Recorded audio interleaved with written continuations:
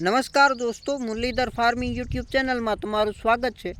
તો આજે આપણા વિડીયોમાં જમીનની ઊંડી ખેડ કરવાની સાચી રીત અને ઊંડી ખેડ કરવાથી શું ફાયદા થાય છે, એટલે કે આપણે જે જમીનની જે ઉપરની માટી છે 1 થી 1.5 ફૂટની, એને આપણે પલટી ચવડા છે કે તમે એમબી પ્લાવ કે જે પણ કહેતા હોય એની મદદથી આપણે છે આખી જમીનને પલટાવતા હોય। તો આ પલટાવવાની જે સાચી રીત કઈ છે, કેવી રીતે આખી પ્રોસેસ આપણે છે કરવી જોઈએ અને આ કરવાથી આપને શું ફાયદો થાય છે એના વિશે વાત કરવાના છીએ। અને ઊંડી ખેડ કરવાથી નુકસાન શું છે એના વિશે પણ વાત કરવાના છીએ। તો આ વિડીયો તમે છેલ્લે સુધી જોજો। વિડીયો સારો લાગે તો વિડીયોને લાઇક કરજો અને ચેનલને સબસ્ક્રાઈબ કરજો। તો સૌથી પહેલાં આપણે એ વાત કરીએ કે જે આપણે જમીનની ઊંડી ખેડ કરીએ છીએ એ ઊંડી ખેડ કરવાની જે સાચી પ્રોસેસ છે એ આપણે કેવી રીતે કરવી જોઈએ। તો જનરલી છે આપણે ઊંડી ખેડમાં છે એ પલટી ચવડાનો ઉપયોગ કરતા હોય। તો જ્યારે પણ તમે પલટી ચવડા મારો છો, પલટી ચવડા મારવાનો જે સાચો સમય છે એ મને માર્ચ અને એપ્રિલમાં લાગે છે, કારણ કે ત્યારે તમારે જે ઉનાળાની સિઝન હોય એટલે તમે પલટી ચવડા મારો એટલે તડકો ને એ પણ સારું હોય, એટલે જમીન છે એ સારી રીતે તપે એટલા માટે। એટલે તમે જ્યારે પણ પલટી ચવડા મારો છો એની પહેલાં તમારે એ પહેલાં કરવાનું છે કે રોટાવેટર અથવા કોઈ પણ બીજું એવું તમારી પાસે ઇમ્પ્લિમેન્ટ હોય કે જેનાથી તમે જે આપણી ઉપરની જે પાં હોય 2 થી 3 ઇંચની એ પાને તમારે બારીક પાવડર જેવી કરી નાખવાની છે। તો એનાથી શું થશે કે જે આપણી જે ઉપરની માટી હોય એમાં છે બધું ખડનું બિયારણ હોય છે, તો એ બધું બિયારણ છે આપણે માટી સાથે પાવડર કરી નાખશું અને પછી તમે જેવા પલટી ચવડા મારશો એટલે શું થશે કે જે ઉપરની જે આપણે જે પાવડર જેવી માટી છે એ બધી નીચે ઉતરીને સાવ નીચે બેસી જશે અને જે નીચેની માટી છે એ પલટી ચવડાને કારણે ઉપર આવી જશે।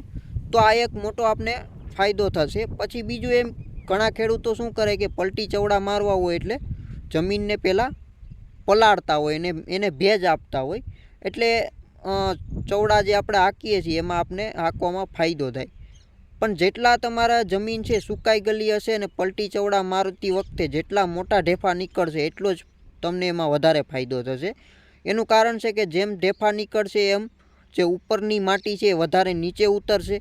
પછી બીજો ફાયદો એ થશે કે આપણે જે નીચેની જે નવી તમે માટી ઉપર લાવો છો એ માટીમાં એ ફળદ્રુપ જ હોય છે, એમાં પોષક તત્વો પણ સારા હોય છે, પણ એને આપણે એક્ટિવ કરવા પડે। અને એક્ટિવ કેવી રીતે થાય કે એમાં હવાની અવર જવર થાય એટલે કે એને ઓક્સિજન મળશે, ઉપરથી સૂર્યપ્રકાશ મળશે, એટલે આ બધા એને જે બધું મળશે તો જ એ એક્ટિવ થશે અને તો જ એમાં તમારો ઉત્પાદન છે એમાં તમને ફાયદો કરી શકે છે। એટલે જેટલું આપણે છે ઢેફા નીકળે એટલો આપને વધારે એમાં ફાયદો થશે।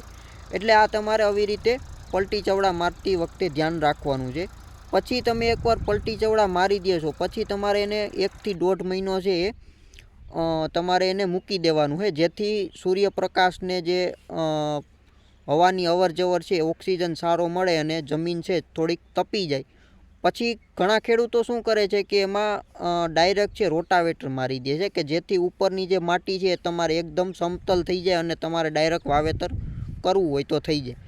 પણ ક્યારે છે તમારે ડાયરેક્ટ એમાં રોટાવેટર મારવું ના જોઈએ। એનું કારણ છે કે તમે રોટાવેટર મારશો એટલે ઉપરની તો જે માટી છે એ તમારે સમતલ થઈ જશે, પણ નીચે જમીન છે એમને આપણે પોલી રહેશે અને પોલી રહેશે એટલે એમાં આપણે આપણો જે પાક છે તમે કોઈ પણ વાવશો અને આપણે જનરલી ચોમાસું આવશે એટલે એ જમીન છે પાણી અંદર ઉતરશે એટલે એ પોચી પડશે અને જમીન નીચે થોડીક બેસશે એટલે તમારો જે પાક છે એમાં એટલું તમને ઉત્પાદન છે એ ના મળી શકે। એટલા માટે તમારે સૌથી પહેલાં રોટાવેટર નથી મારવાનું, એમાં તમે આપણે જે ઘણા ખેડૂતો માઠ પણ કહેતા હશે, થાંભલો પણ ફેરવતા હશે, તો એ તમારે કોઈ પણ એવી રીતે તમારે છે એને ઢેફા ભાંગવાના છે અને જમીનને સારી રીતે બેસાડી દેવાની છે।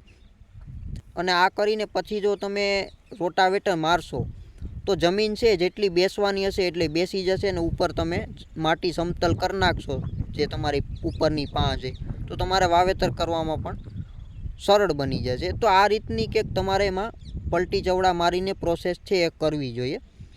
હવે આપણે વાત કરીએ કે ઊંડી ખેડ કરવાથી શું ફાયદા થાય છે।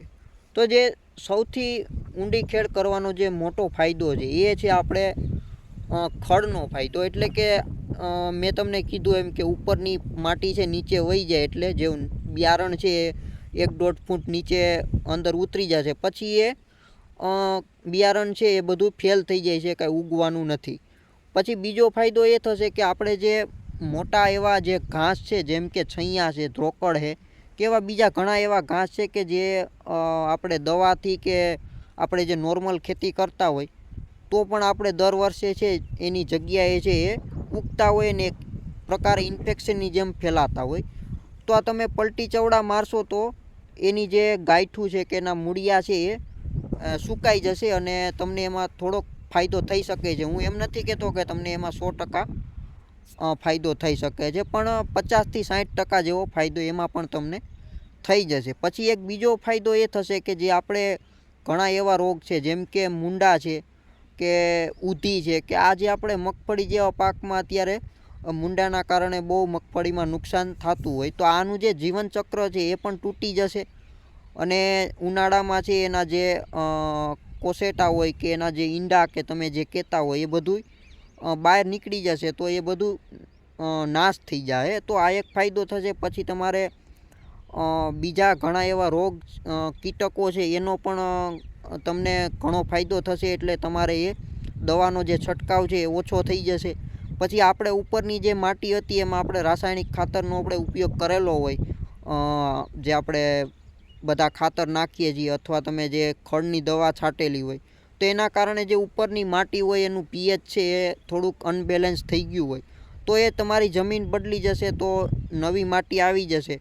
તો એમાં તમારે જે એ બધા ખાતર ને પેસ્ટિસાઇડ દવાનો પણ ઓછો ઉપયોગ કરવો પડશે. એટલે એક આ પણ આપને ફાયદો કરે છે. પછી નવી માટી આવે છે એટલે તમારે એક ઉત્પાદનમાં પણ તમને 25-30% જેટલો ફાયદો કરી શકે છે. પછી ચોમાસામાં તમારે વરસાદનું જે પાણી છે એ આપણે જે સંગ્રહ કરવાની જે જમીનની કેપેસિટી છે એ પણ વધી જશે. એટલે આ એક મોટો પણ આપને ફાયદો કરે છે. એટલે આ બધા આપણે જનરલી જોઈએ તો પલટી ચવડા મારવાના એટલે કે ઊંડી ખેડ કરવાના ફાયદા થાય છે. હવે આપણે નુકસાનની વાત કરીએ કે ઊંડી ખેડ કરવાથી નુકસાન શું થાય છે.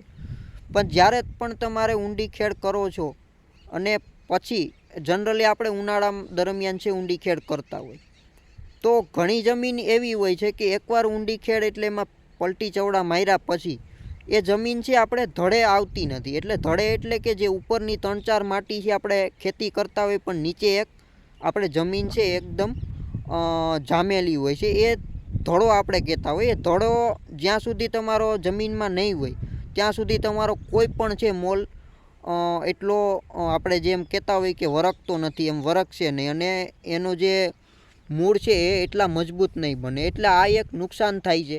અને એ શા માટે થાય છે કે ક્યારેક આપણે છે પલટી ચવડા કે મારેલા હોય અને પછી ચોમાસામાં દરમિયાન છે ઓછો વરસાદ થાય, તો ઓછા વરસાદને કારણે એમાં ભેજની જરૂર છે વધારે પડશે, કારણ કે જમીન છે એ નીચે સુધી તૂટેલી છે, તો એને પાણીનો ભેજ છે વધારે જરૂર પડશે.